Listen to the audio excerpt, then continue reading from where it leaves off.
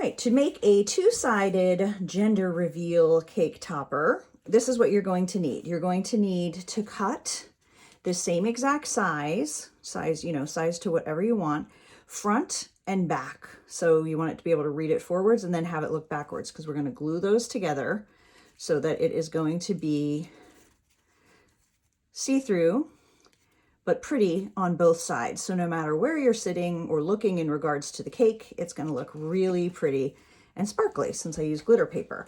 Then I use a kitchen skewer for my cake toppers. Some tacky glue, something thicker than a regular Elmer's works better. And then I'm going to use adhesive dots, like a roller dot, and I'm using the Elmer's. So what you're going to do is you're going to take the reverse one, have the paper side up, and I put it on top of a regular piece of paper because these glue dots are going to go off and I don't want it all over my workspace. So then I'm just going to quickly roll over.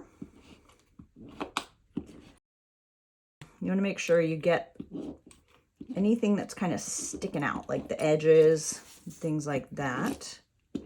I like to use this. This works a lot better than regular glue because glue will absorb into the paper and it warps it a little bit. So that's really not what you're looking for.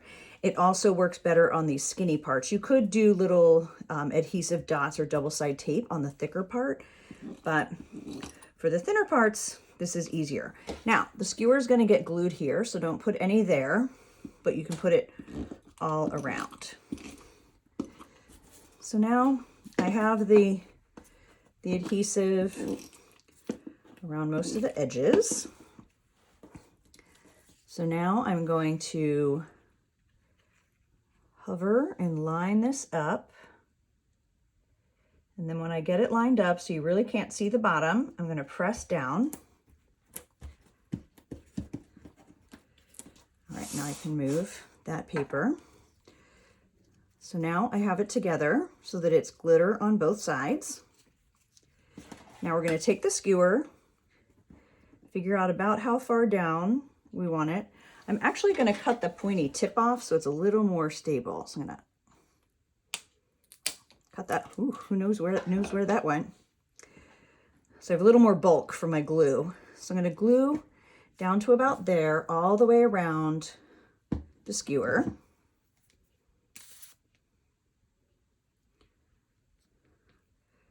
So you don't want it too thick. I put some on and then I just kind of push it with the tip of the glue. Then I'm going to gently separate where we didn't do the glue dots and just insert the skewer, press down, press that together, and then we're going to let that dry.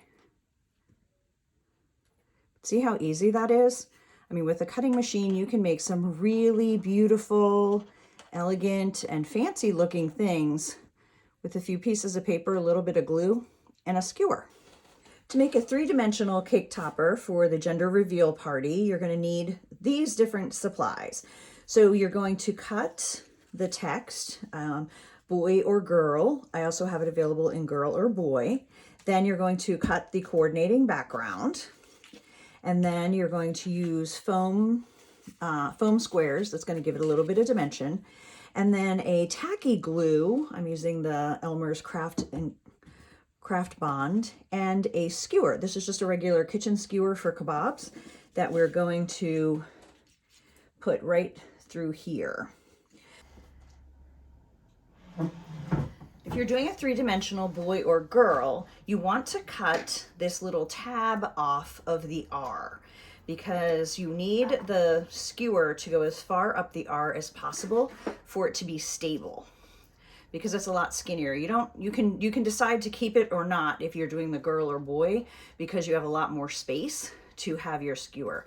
But if you want this to not flop, you need to cut this off, and it's going to look a lot better that way too. What you're going to do is turn over the text and apply the foam all around.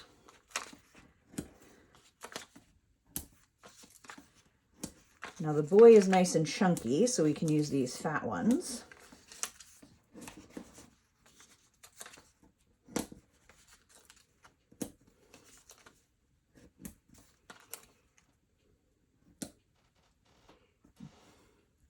You don't want to put any dots here because that is where we are going to be gluing the skewer. And then I'm going to use the skinnier ones on the girl text so that they're not going to hang off and show from the front.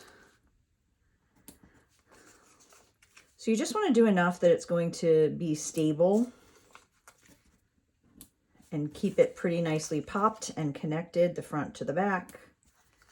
But you don't have to go completely crazy. So the bottom of this G is pretty skinny. So you can either cut this in half or just do it as far down as you can, where it is slightly, where the paper is slightly wider than the dot. So I'm going to do that for time. And again, don't put anything there. Now we're going to take the paper off of these squares.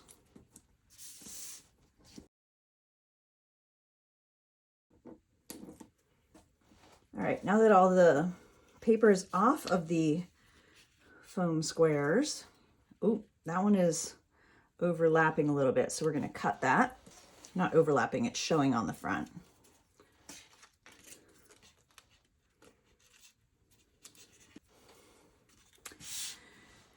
You want to hover. So hover over the paper, because I swear those dots are like magnets to paper, and when they find it, they latch on for dear life. So you're going to hover and place it where you want it to be, get it lined up, and then just allow it to gently touch the paper, and then just very gently move your fingers around. If you press too hard, you might crease your paper a little bit. Okay, but see how that gives a great dimension? You can use any color you want in the back, coordinate with your party.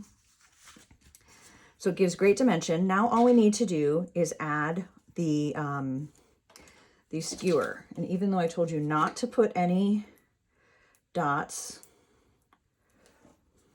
behind the R where that where the skewer is going to go, I'm going to add one at the top, just so it doesn't get too flat when we glue that together.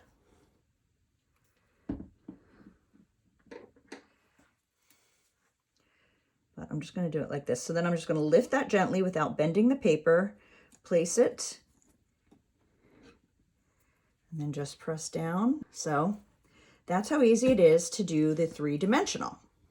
I honestly can't be trusted by this many cupcakes, so I'm just going to show you what a wide variety of things you can create and different looks with the files that I give you. So you get the B, the question mark, and the G. And so these are designed to be cupcake toppers, or you could use them where people write their name and guess whether it's a girl or a boy before the big reveal, your choice.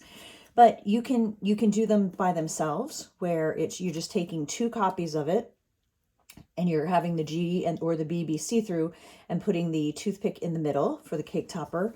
You can combine them with the solid backgrounds. You can do white on pink or purple, whatever color you want to do, or a color on top of white. Same with the blue, blue on white, white on blue, obviously any color combo. You can also make them a little bit more dimensional. So these 2, I added pop dots. So there's a little bit of dimension. So they have the solid back, but you can see it gives us quite a different look. These are the same 2 pieces of paper, the pink and the white, but it gives a little bit of a different look using the foam adhesive squares that gives it that dimension. And then of course, if you just want to keep it a big mystery and go with the question mark, you can do that. Here's one that's see-through where I used glitter. So lots and lots of options. That's what I love about crafting. That's what I love about my Cricut and Silhouette. And I have a lot of fun designing these so that you can let your creativity take over and get ready for your big gender reveal party. Have fun.